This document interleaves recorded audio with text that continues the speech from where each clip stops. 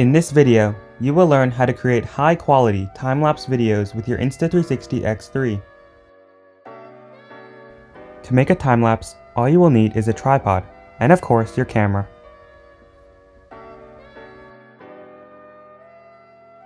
To make a time-lapse, select the time-lapse mode on your camera. Set the quality to 8K and change the interval as desired. The interval is how often the camera takes a photo.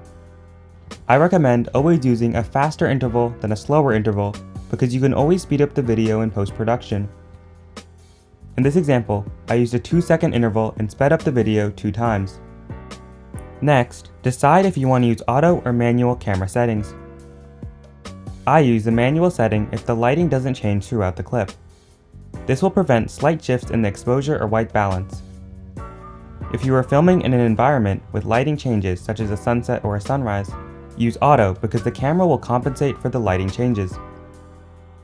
In this side-by-side comparison, the manual settings fade to black while the auto settings keep the scene bright. Now, all you need to do is mount your camera on a tripod, go outside and press record.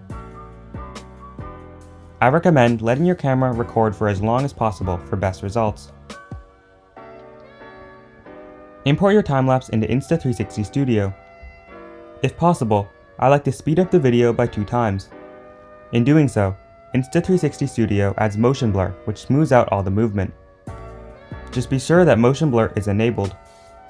Now, I'm going to add a few keyframes to pan around the scene. I will keep this one pretty simple, but you can also be more creative when reframing these videos. In this example, I start with a tiny planet and zoom into the scene. Here are a few tips to take your time-lapses to the next level. First, your shot should have some sort of movement. In this example, the clouds make the shot interesting as they move across the scene. This shot, on the other hand, has no clouds and is therefore quite boring. My favorite things to time-lapse are interesting clouds, sunrises, or sunsets.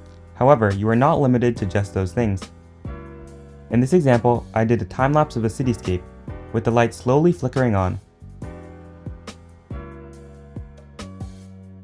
Another tip is to have a subject in your shot.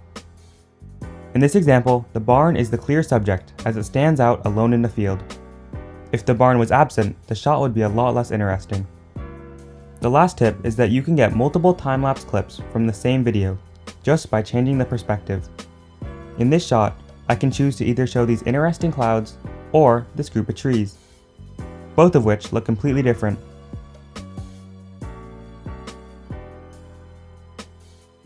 Next time you find yourself out shooting with your Insta360 X3, consider setting up a time-lapse.